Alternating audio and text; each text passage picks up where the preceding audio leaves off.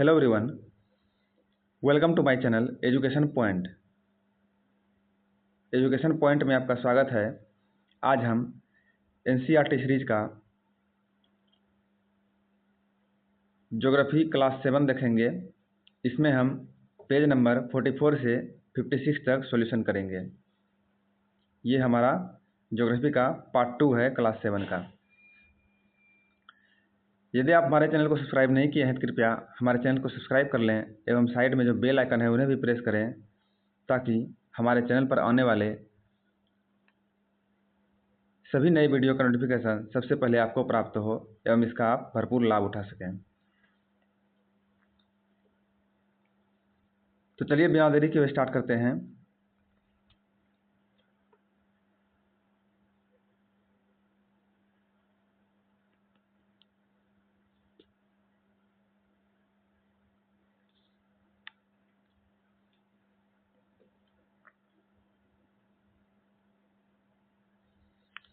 चांद पर अनुपस्थित होता है क्या?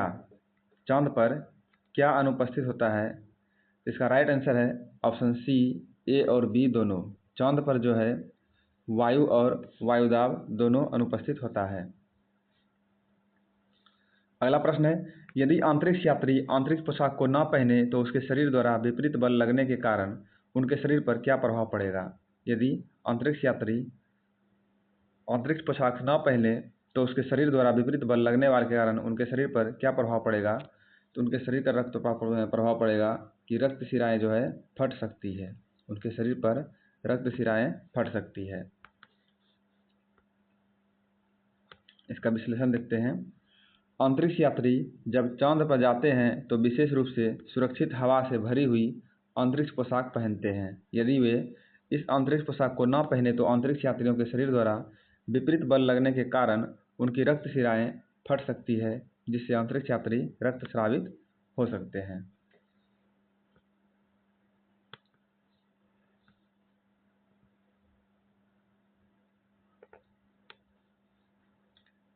अगला प्रश्न है, पवन के संदर्भ में निम्नलिखित में से कौन सा कथन सही है?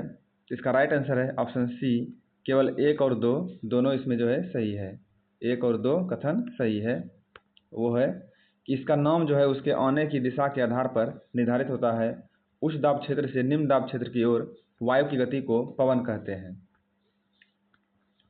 अगला प्रश्न है, निम्नलिखित में से कौन सा युग्म सुमेलित है?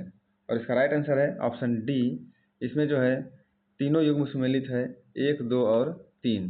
1, 2 और 3 ये है कि वर्ष भर लगातार निश्चित दिशा में चलने वाले पवन जो है होते हैं अस्थायी पवन, और विभिन्न ऋतुओं में अपनी दिशा बदलने वाली पवन होती है मौसमी पवन, और किसी छोटे क्षेत्र में वर्ष या दिन के किसी विशेष समय में चलने वाले पवन होते हैं स्थानीय पवन।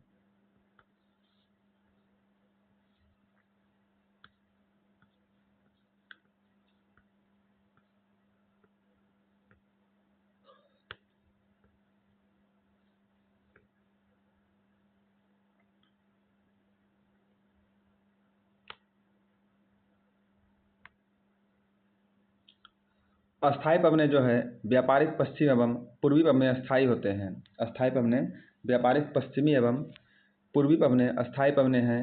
ये वर्ष भर लगातार निश्चित दिशा में चलती रहती है। और मौसमी पवनें ये पवनें विभिन्न ऋतुओं में अपनी दिशा बदलती रहती है। उदाहरण के लिए भारत में मानसूनी पवनें हैं। स्थानीय पवनें जो है ये पवनें किसी छोटे क्षेत्र में वर्ष या दिन के किसी विशेष समय में चलती है। उदाहरण के लिए स्थल एवं समुद्री समीर। क्या आपको भारत के उत्तरी क्षेत्र की गर्म एवं शुष्क स्थानीय पवन याद है? इसे लू कहा जाता है।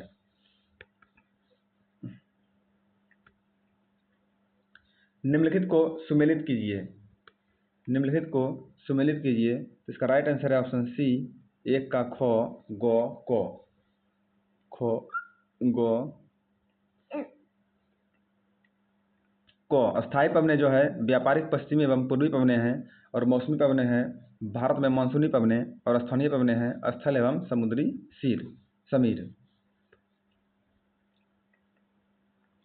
अगला प्रश्न है, भारत के उत्तरी क्षेत्र की गर्म एवं शुष्क स्थानीय पवन को क्या कहा जाता है? भारत के उत्तरी क्षेत्र की गर्म एवं शुष्क स्थानीय पवन को क्या कहा जाता है? इसे कहा जाता है लू। ऑप्शन ए इसका राइट आंसर है, इसे लू कहा जाता है।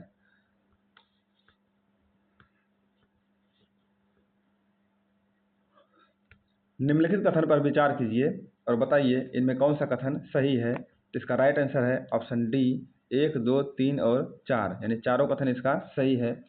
पृथ्वी के उत्तरी ध्रुव एवं दक्षिणी ध्रुव पर उच्च दाब होता है।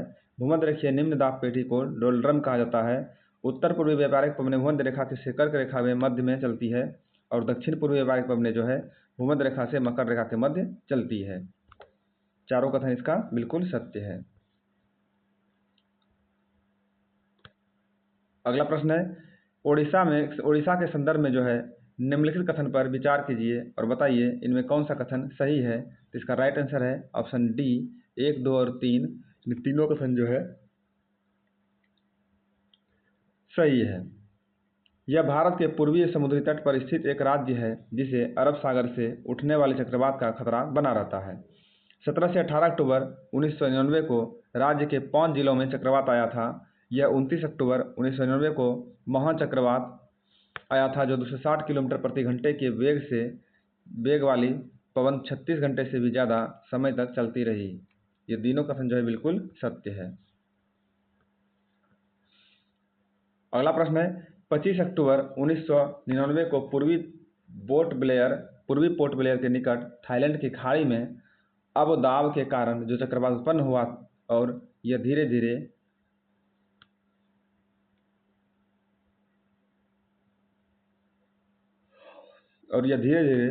उत्तर पश्चिम दिशा में बढ़ा के साथ इसने महाचक्रवात का रूप धारण कर लिया, जिसके फलस्वरूप क्या हुआ। तो इसका राइट आंसर है ऑप्शन सी, ए और बी दोनों। जिसके फलस्वरूप क्या हुआ, तो इसके फलस्वरूप हुआ कि 29 अक्टूबर को सुबह 10:30 बजे ओडिशा के इरेसमा एवं बालीकुडा के बीच के क्षेत्रों को प्रभावित किया और इस महाचक्रवात से भुवनेश्वर, कटक और 28 तटीय नगरों सहित ओडिशा के पूरे तट को बर्बाद कर दिया। अगला प्रश्न है, 1999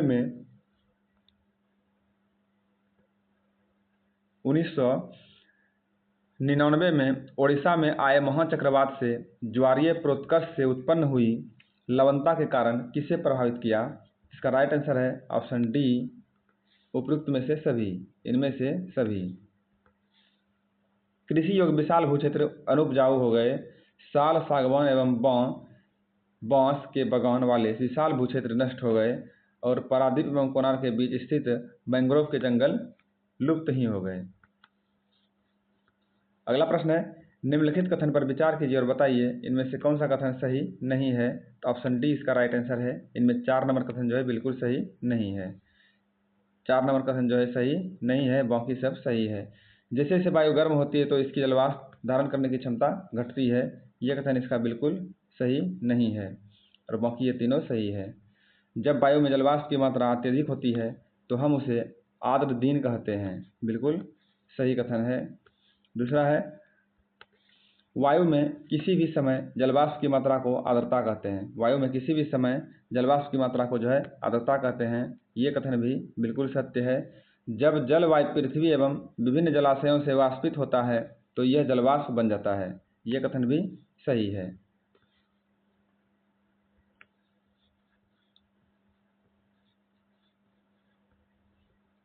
अगला प्रश्न है, आर्द्र दिन में निम्न में से क्या क्या होता है। आर्द्र दिन में निम्न में से क्या क्या होता है।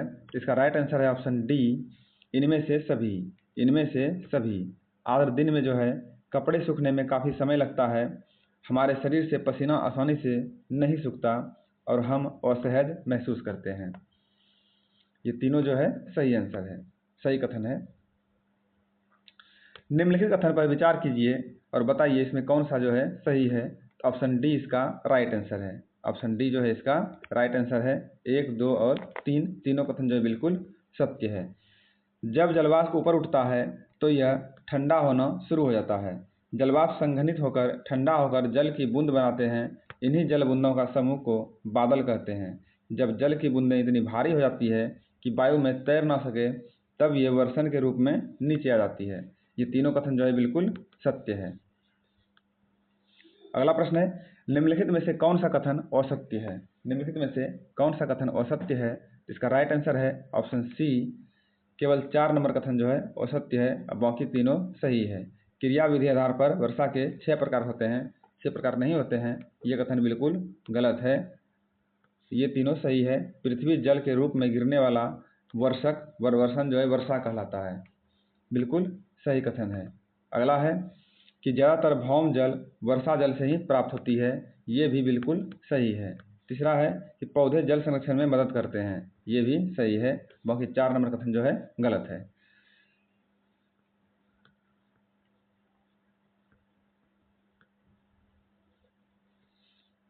अगला प्रश्न है,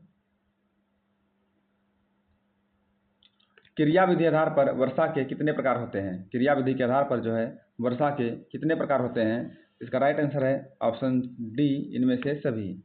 वर्षा के प्रकार हैं संवहनीय वर्षा, चक्रवाती वर्षा और पर्वतीय वर्षा। ये 3 वर्षा के प्रकार होते हैं। क्रिया विधि के आधार पर जो है वर्षा के 3 प्रकार होते हैं, और वो तीन वर्षा हैं संवहनीय वर्षा, पर्वतीय वर्षा और चक्रवाती वर्षा।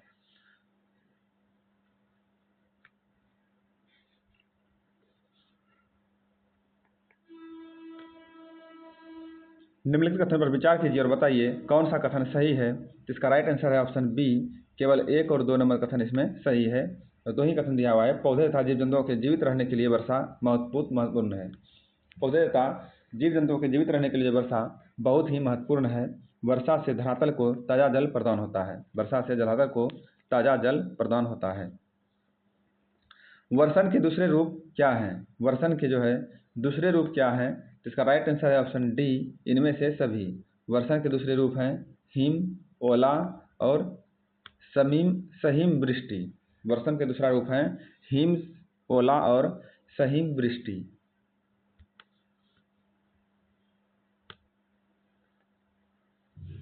अगला प्रश्न है, एक थलशाला को निम्न में से परिभाषित किया जाता है किस रूप में?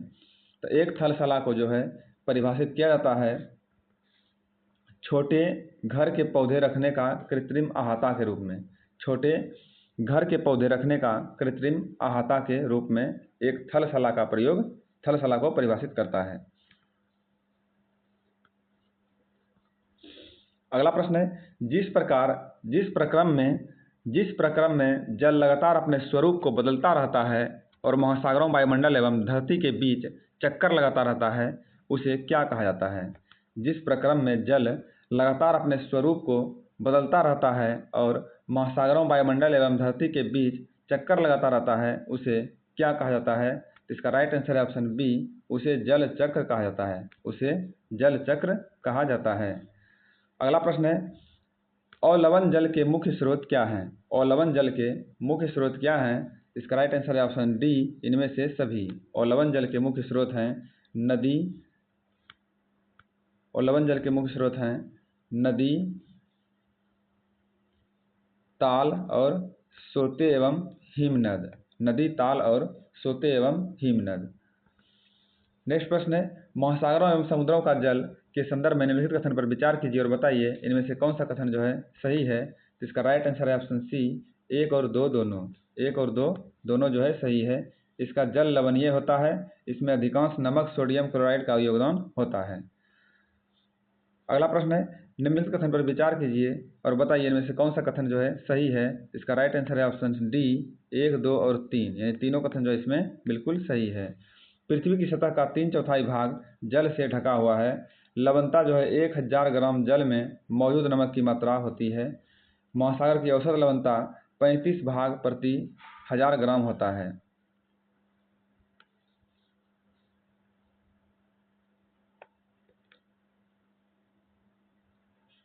अगला प्रश्न है, पृथ्वी पर जल वितरण का प्रतिशत के अनुसार निम्न में से कौन सा अवरोही क्रम सही है? और इसका राइट आंसर है ऑप्शन बी, ये सही है अवरोही क्रम के रूप में। ऑप्शन बी है पहले महासागर, फिर बर्फ छत्रक, भूमिगत जल, झीलों का अवलवण जल और नदियाँ। महासागर, बर्फ छत्रक, भूमिगत जल, झीलों का अवलवण जल और नदियाँ, ये जो है सही है। निम्नलिखित कथन पर विचार कीजिए और बताइए इसमें से कौन सा कथन जो है सही है। जिसका राइट आंसर है ऑप्शन ए, केवल एक नंबर कथन इसमें सही है। केवल एक नंबर कथन सही है। इजराइल के मृत सागर में 340 ग्राम प्रति लीटर लवणता होती है। इजराइल के मृत सागर में जो है 340 ग्राम प्रति लीटर लवणता होती है। अगला प्रश्न है, निम्नलिखित कथन पर विचार कीजिए और बताइए इनमें से कौन सा कथन जो है सही है। इसका राइट आंसर है ऑप्शन सी, 1 और 2 दोनों कथन इसमें सही है। 22 मार्च को जो है विश्व जल दिवस के रूप में मनाया जाता है। ताल एवं झील के शांत जल के विपरीत महासागरीय जल हमेशा गतिमान रहता है। ये दोनों कथन जो है बिल्कुल सही है। अगला प्रश्न है, महासागरों की गतियों के वर्गीकृत किया जाता है। महासागरों के गतियों को वर्गीकृत किया जाता है किस रूप में। इसका राइट आंसर है ऑप्शन डी, इनमें से सभी रूप में। इनमें से सभी के रूप में। ये पहला है तरंग के रूप में, दूसरा है ज्वारभाटा के रूप में और तीसरा है धाराएं के रूप में।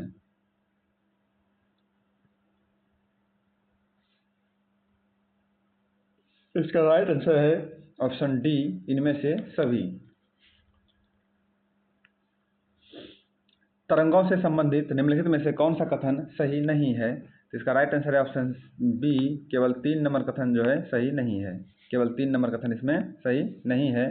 जितनी ही तेज पवन बहती है तरंगे भी उतनी ही छोटी होती है। ये बिल्कुल असत्य कथन है तरंग के संबंध में। तो सत्य क्या है? सत्य ये है कि जब महासागरीय सतह पर जल लगातार उठता और गिरता रहता है तो इन्हें तरंगे कहते हैं। और दूसरा है जब समुद्री सतह पर पवन बहती है तब पवनें उत्पन्न होती है।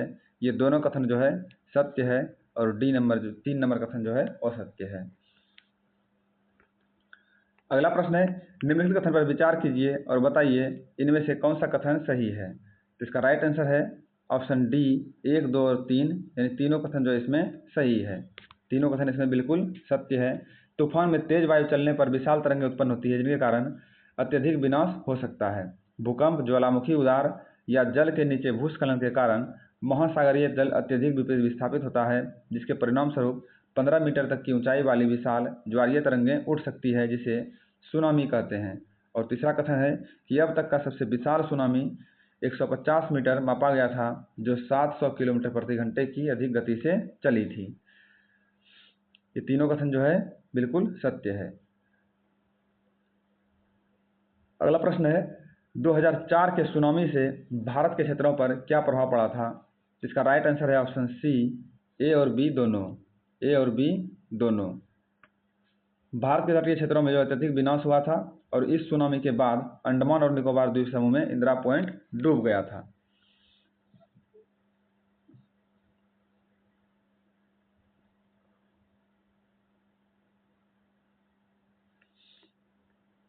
अगला प्रश्न है, सुनामी से संबंधित निम्न में से कौन सा कथन सत्य है। तो इसका राइट आंसर है ऑप्शन सी, ए और बी दोनों कथन सत्य है। ए और बी दोनों कथन सत्य है। यह जापानी भाषा का एक शब्द है जिसका अर्थ होता है पोताश्रय तरंग। सुनामी जो है एक जापानी भाषा का शब्द है जिसका अर्थ होता है पोताश्रय तरंग। और इसके आने पर पोताश्रय नष्ट हो जाता है। इसके आने पर जो है पोताश्रय नष्ट हो जाता है।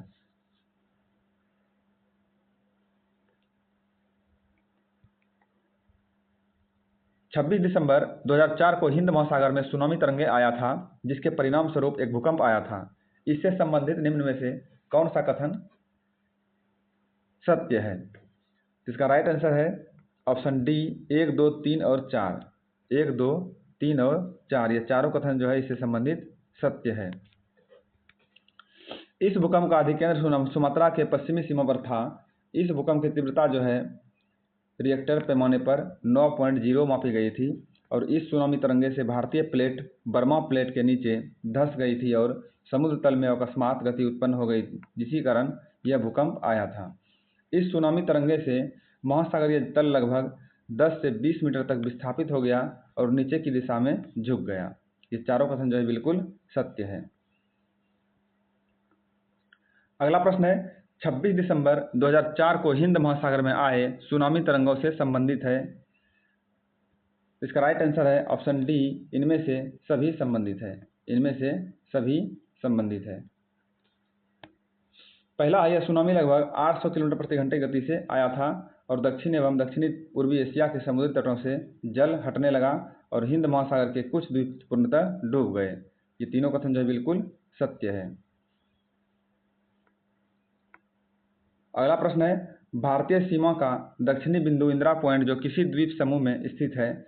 इसका राइट आंसर है ऑप्शन बी, ये स्थित है अंडमान निकोबार द्वीप समूह में। अंडमान निकोबार द्वीप समूह में स्थित है। नेक्स्ट है, जब 2004 में सुमात्रा में भूकंप के अधिकेंद्र से तरंगें सुमात्रा की तरफ से अंडमान द्वीप समूह एवं श्रीलंका की ओर बढ़ी तो तरंगों की लंबाई में के परिवर्तन हुआ। इसमें जो है कम हो गई, तरंगों की लंबाई जो है कम हो गई। ऑप्शन बी इसका राइट आंसर है। 2004 में हिंद महासागर में आए सुनामी से भारत में जो है किन किस प्रदेशों में सर्वाधिक प्रभावित नहीं किया गया था। 2004 में आए हिंद महासागर में सुनामी से भारत के में जो है किस किस प्रदेशों को सर्वाधिक प्रभावित नहीं किया गया था। इसका राइट आंसर है ऑप्शन ए, इसमें जो है महाराष्ट्र एवं गुजरात को जो है सर्वाधिक प्रभावित नहीं किया गया था। अगला प्रश्न है, निम्नलिखित कथन पर विचार कीजिए और बताइए कौन सा कथन जो है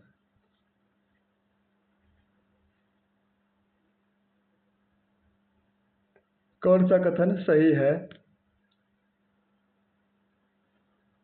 इसका राइट आंसर इसका ऑप्शन बी, केवल 2 और 3 नंबर कथन जो इसमें सही है। केवल 2 और 3 नंबर कथन इसमें जो है सही है। देखते हैं वो कथन क्या है। तो वो कथन है 2 नंबर कि प्रशांत महासागर की तुलना में जो है हिंद महासागर में सुनामी कभी कभी आती है।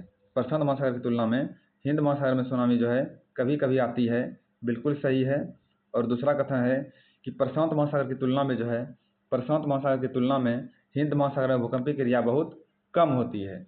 ये दोनों कथन बिल्कुल सत्य है।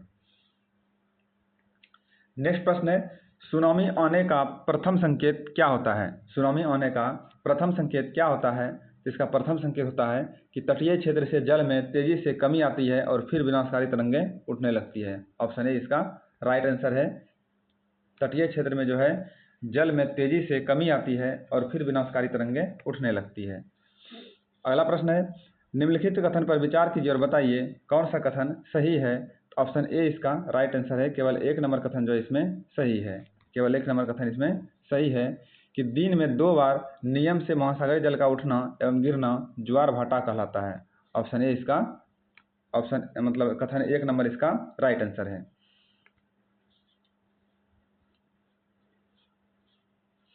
महासागरों में ज्वार भाटा की उत्पत्ति के प्रमुख कारण क्या है। महासागरों में ज्वार भाटा की उत्पत्ति के प्रमुख कारण क्या है। तो ऑप्शन डी इसका राइट आंसर है। सूर्य एवं चंद्रमा दोनों के गुरुत्वाकर्षण बल के कारण ज्वार भाटा उत्पन्न होता है। ज्वार भाटा क्यों उत्पन्न होता है। तो ये उत्पन्न होता है सूर्य एवं चंद्रमा दोनों के गुरुत्वाकर्षण बल के कारण ज्वार भाटा उत्पन्न होता है। अगला प्रश्न है, निम्नलिखित में से कथन पर विचार कीजिए और बताइए इसमें से जो है कौन सा कथन सही है। तो ऑप्शन डी इसका राइट आंसर है। कथन 1, 2 और 3 तीनों इसमें सही है। कथन 1, 2 और 3 तीनों इसमें सही है कि जब पृथ्वी का जल चंद्रमा के निकट होता है तो उस समय चंद्रमा के गुरुत्वाकर्षण बल से जल अभिकर्षित होता है, जिसके कारण उच्च ज्वार आते हैं। दूसरा कथन है, पूर्णिमा अमावस्या के दिनों में सूर्य, चंद्रमा एवं पृथ्वी तीनों एक सीध में होते हैं और इस समय सबसे ऊंचे ज्वार उठते हैं और इस ज्वार को बृहत ज्वार कहा जाता है। जब चांद अपने प्रथम एवं अंतिम चतुर्थांश में होता है तो चांद एवं सूर्य का गुरुत्वाकर्षण बल विपरीत दिशाओं में महासागरीय जल पर पड़ता है, जिसके परिणाम स्वरूप निम्न ज्वार भाटा आता है। ऐसे ज्वार को लघु ज्वार भाटा कहा जाता है। अगला प्रश्न है, निम्नलिखित में से कौन सा कथन उच्च ज्वार के संदर्भ में सही नहीं है। तो इसका राइट आंसर है ऑप्शन सी। इसमें जो है केवल 1 और 3 जो है सही नहीं है। केवल 1 और 3 सही नहीं है कि नौ संचालन में बाधा उत्पन्न होती है। नहीं, नौ संचालन में कोई बाधा उत्पन्न होती नहीं है, ये बिल्कुल सही नहीं है। और दूसरा है, ये मछुआरों के लिए समस्या करते हैं क्योंकि मछलियाँ उच्च ज्वार में तट से दूर चली आती है। ये कथन भी जो है सही नहीं है। तो सही क्या है। सही इसमें यह है कि इसके उपयोग से विद्युत उत्पन्न की जा सकती है और ये जल स्तर को तट की ऊंचाई तक पहुंचाते हैं, जो जहाज को बंदरगाह तक पहुंचने में सहायक होते हैं। ये दोनों कथन जो इसमें सही है। अब बाकी 1 नंबर और 3 नंबर गलत है।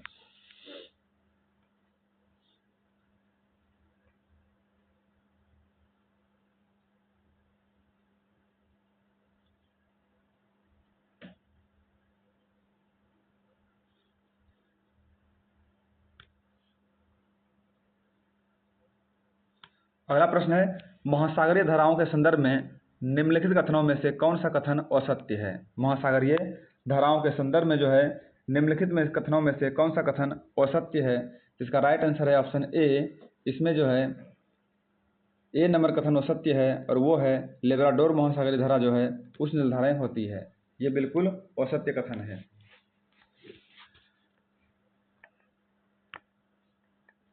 तो इसमें सत्य क्या है वो देख लेते हैं। ये असत्य है और सत्य है ये तीनों कि महासागरीय धाराएं जो है आसपास के क्षेत्र के तापमान को प्रभावित करती है। बिल्कुल सत्य कथन है। दूसरा है ठंडी धाराएं ध्रुवों या उच्च अक्षांशों से उष्णकटिबंधीय या निम्न अक्षांशों की ओर प्रभावित होती है। ये भी कथन बिल्कुल सत्य है।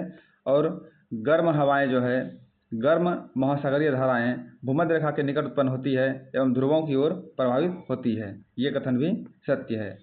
अब बाकी ए नंबर जो है असत्य है। लेब्राडोर महासागरीय धारा जो है उष्ण नहीं होती है, ये होती है शीत, यानी गर्म ना होकर ये ठंडा होती है। गल्फ स्ट्रीम एक प्रकार का क्या है। गल्फ स्ट्रीम एक प्रकार का क्या है, तो ये जो है एक प्रकार का गर्म महासागरीय जलधारा है। गल्फ स्ट्रीम एक प्रकार का गर्म महासागरीय जलधारा है। अगला प्रश्न है, निम्नलिखित में से कौन सा महासागरीय क्षेत्र विश्व भर में सर्वोत्तम मत्स्य क्षेत्र बना हुआ है। मत्स्यन क्षेत्र। निम्नलिखित में से कौन सा महासागरीय क्षेत्र जो है विश्व भर में सर्वोत्तम मत्स्यन क्षेत्र माना जाता है। इसका राइट आंसर है ऑप्शन सी। वह क्षेत्र जहां गर्म एवं शीत धाराएं मिलती है वह मत्स्यन क्षेत्र कहलाता है।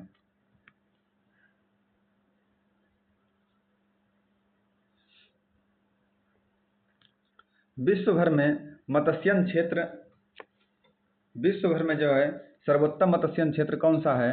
इसका राइट आंसर है ऑप्शन सी। ए और बी दोनों मत्स्यन क्षेत्र सर्वोत्तम मत्स्यन क्षेत्र है। जापान के आसपास का क्षेत्र और उत्तर अमेरिका के पूर्वी तट के आसपास का क्षेत्र जो है मत्स्यन क्षेत्र है।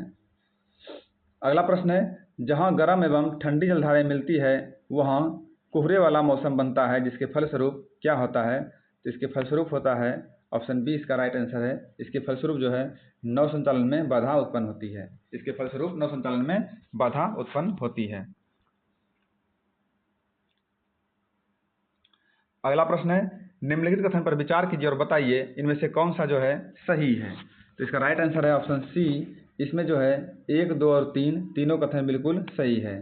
केवल 1, 2 और 3 इसमें सही है। उष्णकटिबंधीय प्रदेश कर्क रेखा और मकर रेखा के मध्य स्थित है। भूमध्य रेखा के 10 डिग्री उत्तर से 10 डिग्री दक्षिण के मध्य के भाग को भूमध्य रेखीय प्रदेश कहते हैं। और तीसरा है कि अमेजन नदी जो है भूमध्य रेखीय प्रदेश से होकर बहती है। ये तीनों कथन जो है बिल्कुल सत्य है।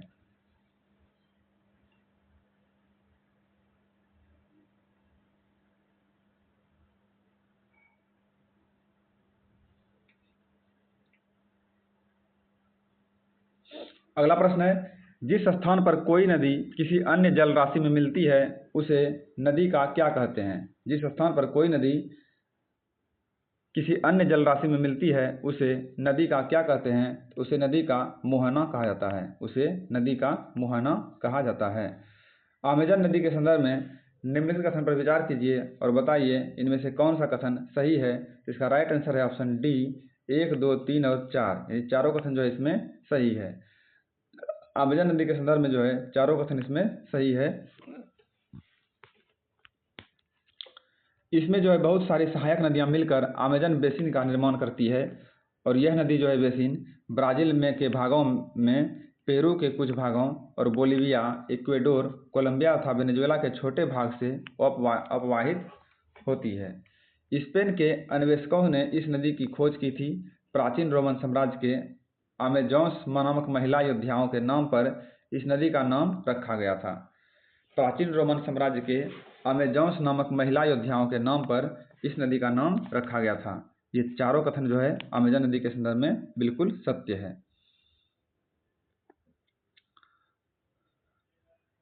अगला प्रश्न है, निम्नलिखित कथन पर विचार कीजिए और बताइए इसमें जो है कौन सा कथन सही है। तो इसका राइट आंसर है ऑप्शन ए। केवल 1 और 2 नंबर कथन इसमें सही है। अब बाकी जो है 3 नंबर गलत है। तो ये है सहायक नदियाँ जो है एक छोटी नदियाँ होती है जो मुख्य नदी में मिलती है। दूसरा है मुख्य नदी जो है अपनी सहायक नदियों के साथ जिस क्षेत्र के पानी को बहा कर ले जाती है वह उसका बेसिन अथवा जल संग्रहण क्षेत्र कहा जाता है।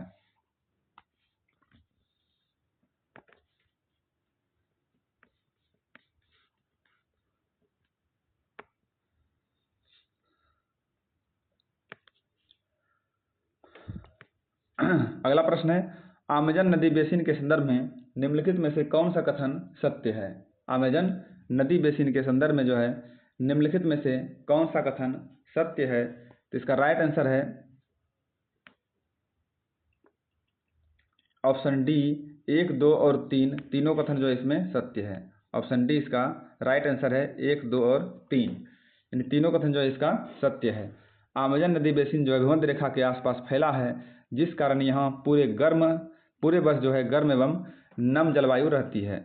यहाँ का मौसम दिन एवं रात दोनों ही समय पर लगभग समान रूप से गर्म एवं आर्द्र रहता है। इस प्रदेश में लगभग प्रतिदिन वर्षा होती है और वह भी बिना किसी पूर्व चेतावनी के। ये तीनों कथन जो है बिल्कुल सत्य है अमेजन नदी बेसिन के संदर्भ में। अगला प्रश्न है, अमेजन नदी बेसिन में तापमान होती है। अमेजन नदी बेसिन में तापमान किस प्रकार की होती है। तो ऑप्शन सी इसका राइट आंसर है, ए और बी दोनों। तो क्या है इसमें कि दिन का तापमान जो है उच्च एवं आर्द्रता के अति उच्च होती है। अमेजन नदी बेसिन में जो है दिन का तापमान उच्च एवं आर्द्रता अति उच्च होती है। दूसरा है, रात के समय तापमान कम हो जाता है लेकिन आर्द्रता वैसी ही बनी रहती है। अगला है, अमेजन बेसिन का क्षेत्र के संदर्भ में निम्नलिखित कथन पर विचार कीजिए और बताइए इसमें कौन सा कथन जो है सही है। ऑप्शन डी इसका राइट आंसर है, 1, 2, 3 और 4 ये चारों कथन जो है इसमें बिल्कुल सही है। ये चारों कथन इसमें बिल्कुल सही है अमेजन बेसिन के क्षेत्र के संदर्भ में। तो पहला कथन है, इन प्रदेशों में अत्यधिक वर्षा के कारण यहाँ की भूमि पर सघन वन उग जाते हैं। और दूसरा है, यहाँ वन इतने सघन होते हैं कि पत्तियों तथा शाखाओं से छत सी बन जाती है, जिसके कारण सूर्य का प्रकाश धरातल तक नहीं पहुँच पाता है और यहाँ की भूमि जो है प्रकाश रहित एवं नम बनी रहती है। यहाँ केवल वही वनस्पति पनप सकती है जिसमें छाया में बढ़ने की क्षमता हो। ये चारों कथन जो है अमेजन बेसिन के क्षेत्र के संदर्भ में बिल्कुल सत्य है।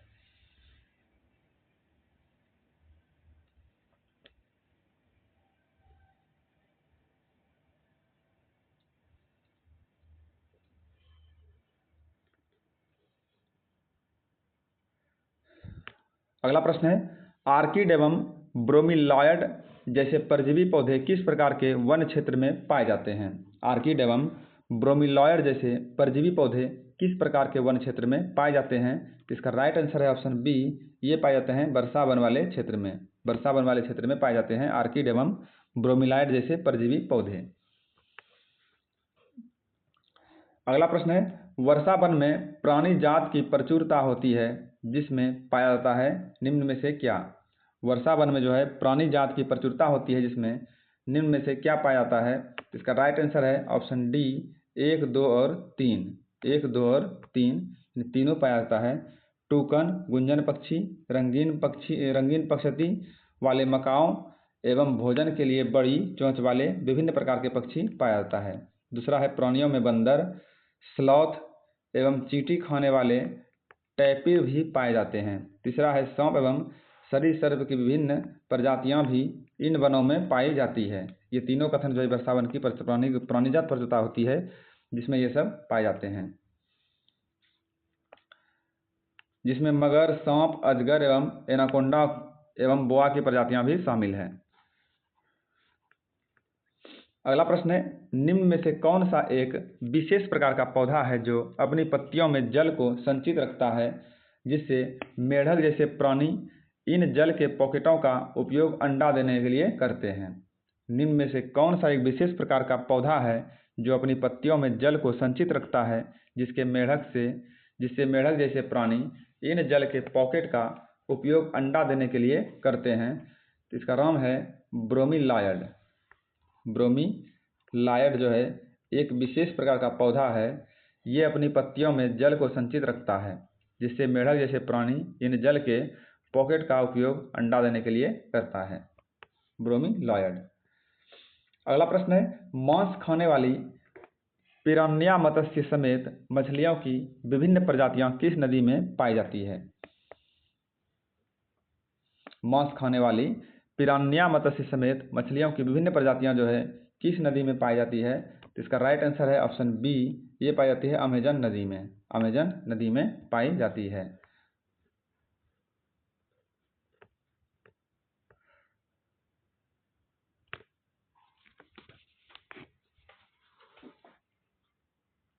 अगला प्रश्न है, निम्नलिखित में से कौन सा कर्तन एवं दहन पद्धति को निरूपित करता है?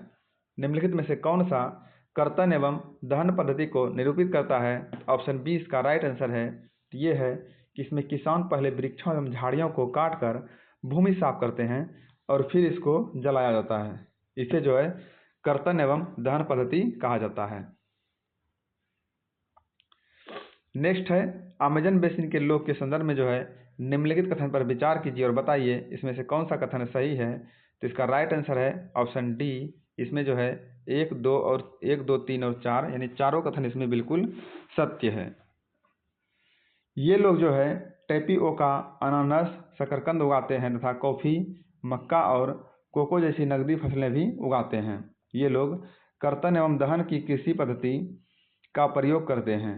इसका मुख्य आहार में मेनियोक, जिसे कसावा भी कहते हैं, तथा यह आलू की तरह जमीन के अंदर पैदा होता है। ये लोग जो है चींटियों की रानी एवं अंडकोश भी खाते हैं। ये लोग चींटियों की रानी एवं अंडकोश भी खाते हैं। ये चारों कथन जो है अमेजन बेसिन के लोग के संदर्भ में बिल्कुल सत्य है।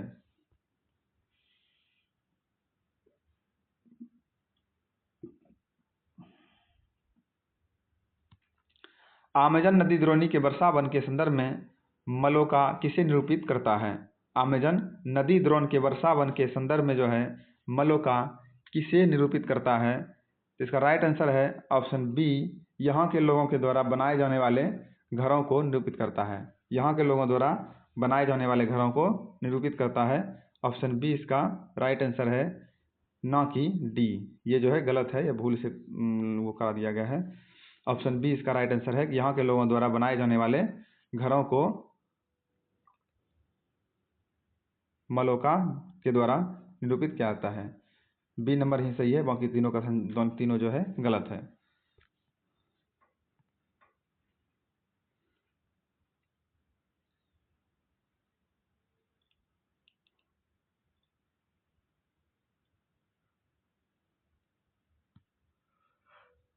अगला प्रश्न है, निम्नलिखित कथन पर विचार कीजिए और बताइए इसमें कौन सा कथन जो है सही है? तो इसका राइट आंसर है ऑप्शन डी, 1, 2 और 3। ये तीनों कथन जो है इसमें बिल्कुल सत्य है। मलोका जो है एक प्रकार के बड़े अपार्टमेंट जैसे घर होते हैं जिसकी छत तीव्र ढलान वाली होती है। मलोका एक प्रकार के बड़े अपार्टमेंट जैसे घर होते हैं जिसकी छत तीव्र ढलान वाली होती है। दूसरा है कि अमेजन बेसिन के लोगों का पुराने समय में वन के अंदर पहुंचने के लिए नदी मार्ग ही एकमात्र उपाय था। और तीसरा है 1970 में जो है ट्रांस अमेजन महामार्ग बनने से वर्षा वन के सभी भागों तक पहुंचना संभव हो गया। ये तीनों कथन जो है बिल्कुल सत्य है। नेक्स्ट है, गंगा ब्रह्मपुत्र बेसिन के संदर्भ में निम्नलिखित में से कौन सा कथन सही नहीं है? गंगा ब्रह्मपुत्र बेसिन के संदर्भ में जो है निम्नलिखित में से कौन सा कथन सही नहीं है? तो इसका राइट आंसर है ऑप्शन बी, यह बेसिन जो है उपोष्ण में 10 डिग्री से 30 डिग्री दक्षिण अक्षांश के मध्य स्थित है। यह बेसिन उपोष्ण में 10 डिग्री दक्षिण से 30 डिग्री दक्षिण अक्षांश के मध्य स्थित है। अगला प्रश्न है, गंगा ब्रह्मपुत्र बेसिन के संदर्भ में जो है निम्नलिखित कथन पर विचार कीजिए और बताइए इनमें से जो है कौन सा कथन सही है? ऑप्शन बी इसका राइट आंसर है, केवल 2 नंबर और 3 नंबर कथन इसमें सही है। केवल 2 नंबर और 3 नंबर इसमें सही है। ऑप्शन बी इसका राइट आंसर है। तो यहाँ की जलवायु जो है मुख्यतः मानसूनी है, जिसमें मध्य जून से मध्य सितंबर के बीच वर्षा होती है। और दूसरा है कि यहाँ ग्रीष्म ऋतु में गर्मी एवं शीत ऋतु में ठंड होती है। ये दोनों कथन जो है बिल्कुल सत्य है। अगला प्रश्न है जनसंख्या घनत्व का क्या अर्थ है। जनसंख्या घनत्व का क्या अर्थ है? तो ऑप्शन ए इसका राइट आंसर है 1 वर्ग किलोमीटर क्षेत्र में रहने वाले लोगों की संख्या को जो है जनसंख्या घनत्व कहा जाता है। 1 वर्ग किलोमीटर क्षेत्र में रहने वाले लोगों की संख्या को जनसंख्या घनत्व कहा जाता है। अगला प्रश्न है निम्नलिखित में से कौन सा सुमेलित है। निम्नलिखित में से कौन सा सुमेलित है? तो इसका राइट आंसर है ऑप्शन सी। इसमें जो है केवल 3 नंबर सुमेलित है, केवल 3 नंबर इसमें सुमेलित है, वो है बिहार। और यहाँ की जनसंख्या घनत्व जो है 1102 व्यक्ति प्रति वर्ग किलोमीटर है। ये बिल्कुल सही सुमेलित है, बाकी ये दोनों ऊपर वाला दोनों जो है गलत है।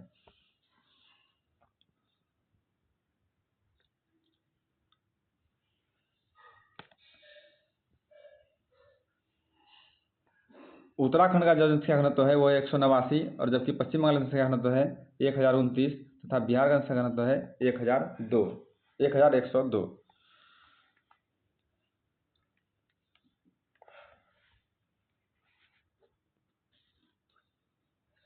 अगला प्रश्न है निम्नलिखित कथनों पर विचार कीजिए और बताइए इनमें से कौन सा कथन सही नहीं है।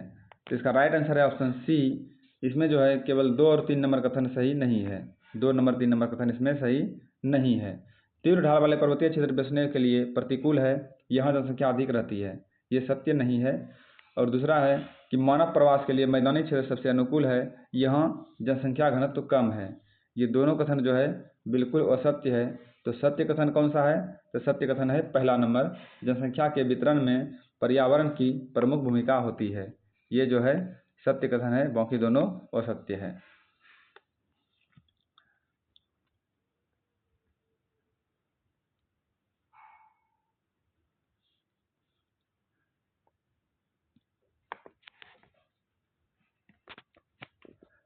अगला प्रश्न है निम्नलिखित कथन पर विचार कीजिए और बताइए इनमें से कौन सा कथन जो है सही है। ऑप्शन सी इसका राइट आंसर है। ऑप्शन सी जो है इसका राइट आंसर है। 1 और 2 नंबर दोनों जो है सत्य है।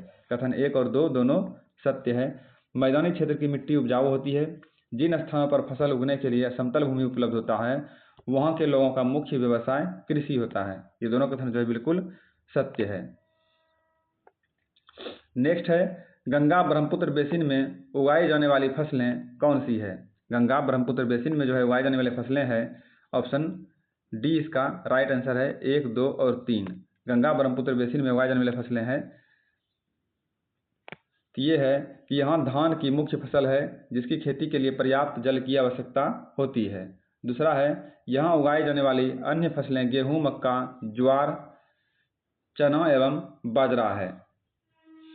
यहाँ गन्ना एवं जूट जैसी नकदी फसलें भी उगाई जाती है तथा कुछ क्षेत्रों में केले के बागान भी देखे जाते हैं। ये तीनों कथन जो है बिल्कुल सत्य है।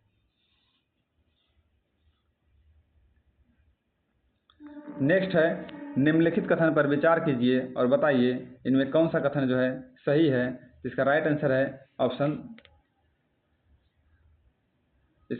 है ऑप्शन डी। इसमें जो है 1, 2 और 3 तीनों कथन जो है बिल्कुल सत्य है। इसमें जो है 1, 2 और 3 तीनों कथन जो दिया हुआ है तीनों इसमें सत्य है।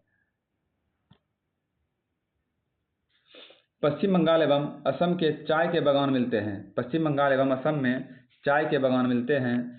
बिहार एवं असम के कुछ भागों में सिल्क के कीड़े का संवर्धन कर सिल्क का उत्पादन किया जाता है और मंद ढलान वाले पर्वतों एवं पहाड़ियों पर वेदिकाओं में फसलें उगाई जाती है। ये तीनों कथन जो है बिल्कुल सत्य है।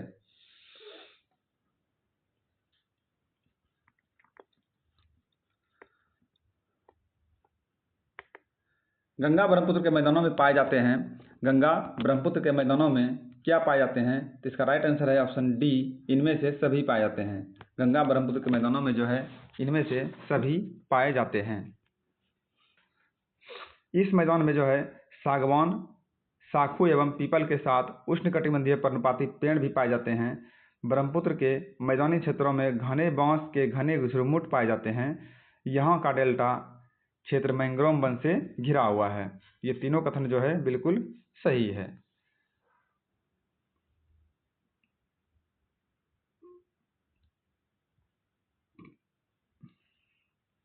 अगला प्रश्न है उत्तराखंड, सिक्किम एवं अरुणाचल प्रदेश की ठंडी जलवायु एवं तीव्र ढाल वाले भागों में पाए जाते हैं। उत्तराखंड, सिक्किम एवं अरुणाचल प्रदेश के ठंडी जलवायु एवं तीव्र ढाल वाले भागों में पाए जाते हैं। तो क्या पाए जाते हैं? तो इसका बी नंबर राइट आंसर है।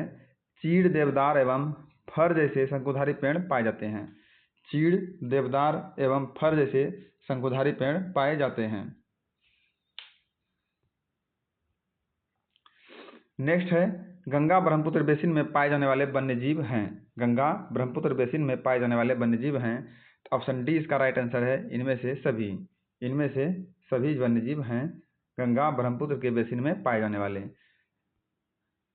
हाथी, बाघ, हिरन एवं बंदर आदि समान रूप से पाए जाने वाले जीव हैं। एक सींग वाला गैंडा ब्रह्मपुत्र के मैदानों में पाया जाता है और डेल्टा क्षेत्र में जो है बंगाल टाइगर एवं मगर पाए जाते हैं। ये तीनों कथन जो है बिल्कुल सत्य है।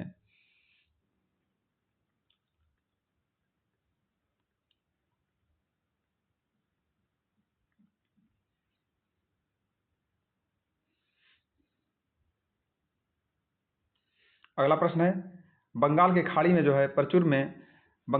में प्रचुर मात्रा में कौन से जलीय जीव पाए जाते हैं? तो इसका राइट आंसर है ऑप्शन डी, इनमें से सभी। बंगाल की खाड़ी में जो है प्रचुर मात्रा में पाए जाते हैं रोहू, हिल्सा और कतला। ये मछली का रूप है, रोहू, हिल्सा और कतला। बंगाल के क्षेत्र में रहने वाले लोगों का मुख्य आहार क्या है?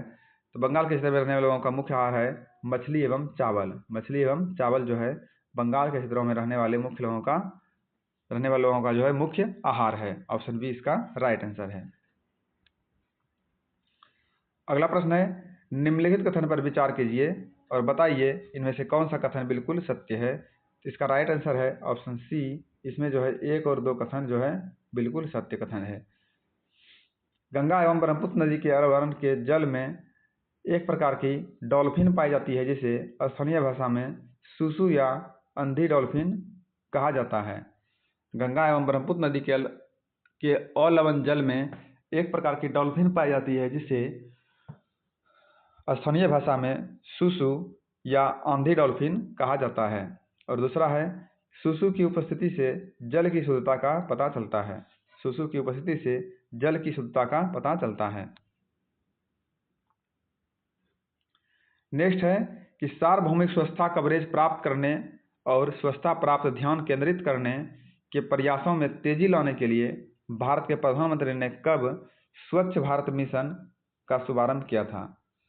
सार्वभौमिक स्वच्छता कवरेज प्राप्त करने और स्वच्छता पर ध्यान केंद्रित करने के प्रयासों में जो है तेजी लाने के लिए भारत सरकार के प्रधानमंत्री ने कब स्वच्छ भारत मिशन का शुभारंभ किया था? तो इसका राइट आंसर है ऑप्शन ए। ये प्रारंभ किया था 2 अक्टूबर 2014 को। 2 अक्टूबर 2014 को प्रारंभ किया था स्वच्छ भारत मिशन।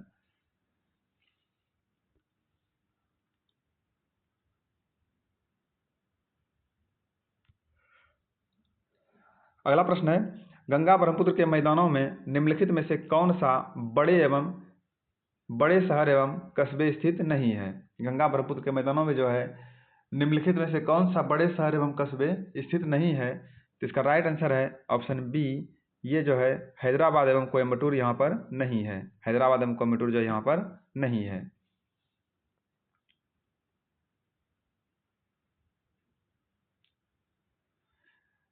गंगा ब्रह्मपुत्र बेसिन में जो है यातायात के 4 मार्ग सुविकसित हैं जिसमें शामिल हैं क्या?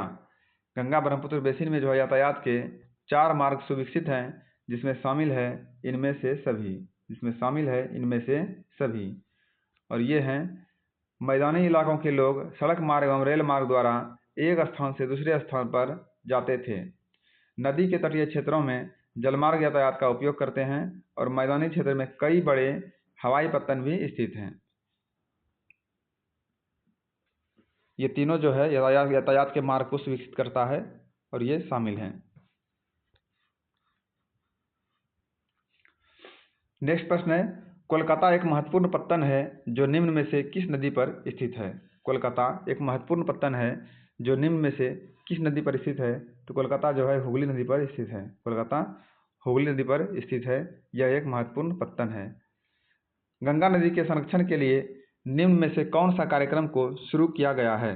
गंगा नदी के संरक्षण के लिए जो है निम्न में से कौन सा कार्यक्रम को शुरू किया गया है? तो इसका राइट आंसर है ऑप्शन बी, इसमें शुरू किया गया है नमामि गंगे कार्यक्रम को। नमामि गंगे कार्यक्रम को शुरू किया गया है।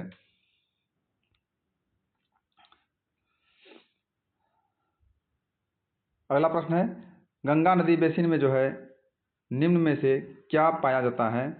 गंगा नदी बेसिन में पाया जाता है उसके संदर्भ में जो है ये ऑप्शन डी नंबर कथन जो है बिल्कुल सत्य है। 1, 2, 3 और 4 ये चारों जो है गंगा नदी बेसिन के संदर्भ में सत्य है, गंगा ब्रह्मपुत्र बेसिन के संदर्भ में।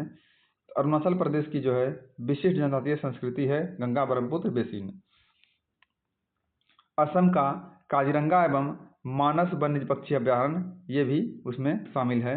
उत्तर प्रदेश एवं बिहार में जो है बौद्ध स्तूप तथा लखनऊ का इमामबाड़ा और आगरा में यमुना के किनारे स्थित ताजमहल एवं इलाहाबाद में गंगा एवं यमुना नदी का संगम ये भी उसमें शामिल है। तो ऑप्शन डी इसका राइट आंसर है, चारों 1, 2, 3 और 4।